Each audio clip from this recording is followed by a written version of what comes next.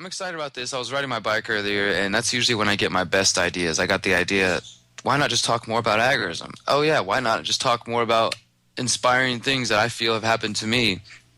And this thought came to me. I mean, it's so weird how our minds work. I was riding my bike, and as I often do, and I was going down the street, and I saw something laying in the street, and it looked for a second like a body, like a dog or a person.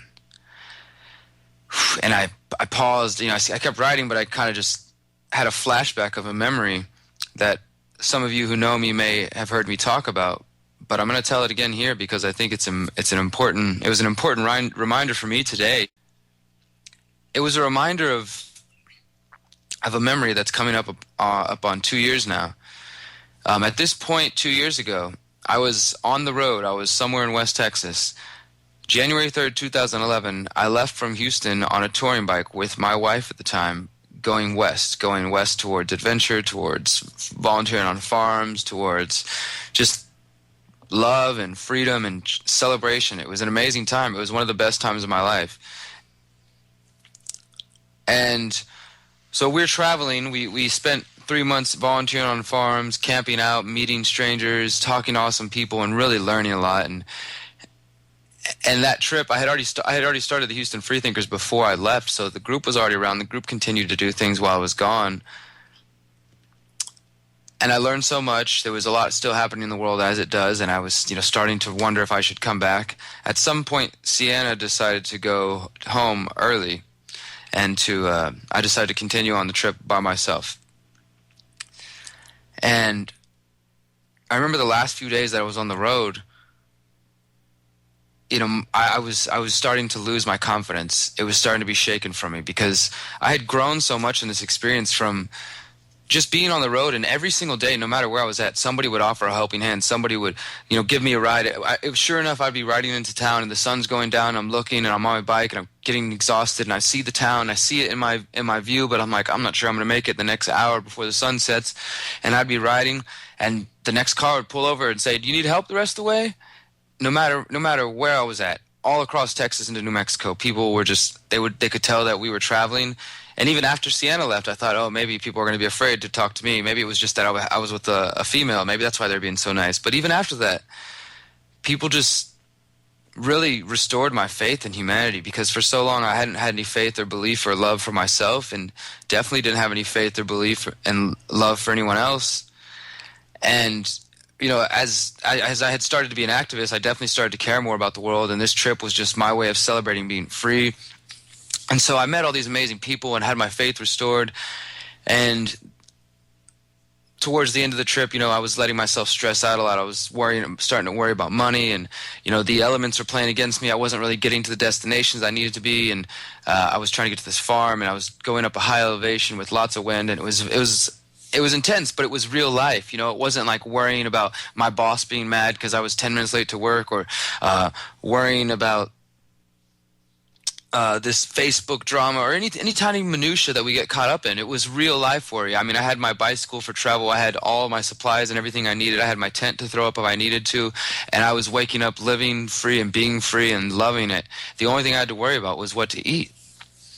So I'm having this amazing journey, and then towards the end I start to just stumble a little bit, and I'm worrying about my lady back at home, and if everything's okay over there, and where I'm headed to. And it was a rough day. I decided to take a break and take a nap on the side of the road, and really just give it a minute to figure out, what I wanted to do, if I wanted to go home or what I would do. I was in Alamogordo, New Mexico at this time. This is how far I had made it.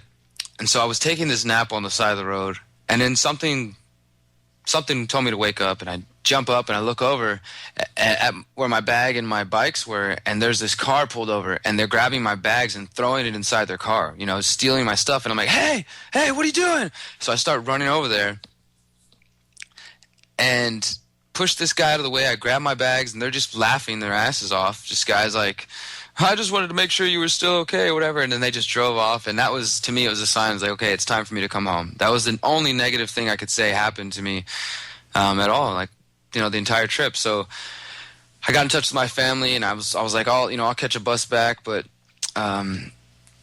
Sienna, who is now my ex, her parents wanted to come help get us out there because we went on this journey, and they had come got her, and she left. So they were like, we'll come get you.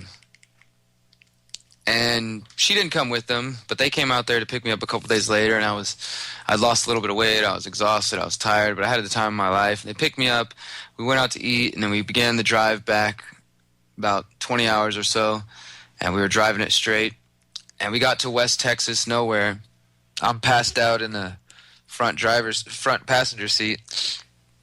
And then I wake up, and we're stopped in the middle of the freeway. There's 2 lanes facing our direction. There's a grassy median in between. There's 2 lanes going the other way. And there's an old Explorer, some kind of SUV flipped upside down and backward with the engine and pieces all over the street.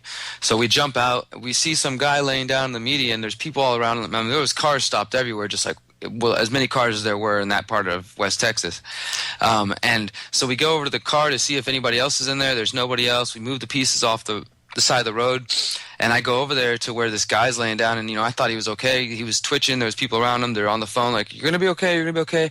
I get close to him, and he's this Hispanic guy. He's laying down on his side, and his arms bent like back sideways, his bones shoved out of, and there's blood just pouring out his nose and running down his face, and they're like, we need blankets, So I ran to the car. I grabbed my sleeping bag that I just spent 3 months sleeping and putting all my energy and everything into. I go back there. I wrap it around this guy. And this lady comes over, and she's checking his pulse. She's like, he's not breathing anymore. I just fell on my knees crying, just freaking out, just like, save this guy. I didn't know what to do. It just took me over. I had no idea what was happening. And this lady comes running over, pushes him over, and just starts like pumping his chest, and blood's just shooting up in the air, shooting out his face. And I was just there on my knees, right next to this guy with my sleeping bag wrapped around him. And I felt him leave. I felt him die. And, afterwards I realized, and I studied and I read that often in people's shamanic journeys, they'll witness a death, and it has a big toll on them. And my bike trip was my first real shamanic journey, and that was the culmination of it. That was, for some reason, this stranger lost his life in front of me, and it changed my life. It made me so much more appreciative for everything, and it made me want to help no matter in any possible way I can. And I called friends and family, and I told them to let them know that I love them. I'm sorry, like if we were fighting or we were arguing, but I'm glad you're here. Please be safe. And for weeks I couldn't sleep. I saw this guy's face everywhere, and it drove me crazy. But now I realize it was a huge lesson. And to whoever you are, whatever your name was, sir, I say thank you. I hope that your journey continues, and you've helped me in immense ways. And now you're helping further by contributing to this audience. So, educate yourself, create alternatives, smash the state, free your mind, and love yourself. If you can hear this, you are the resistance.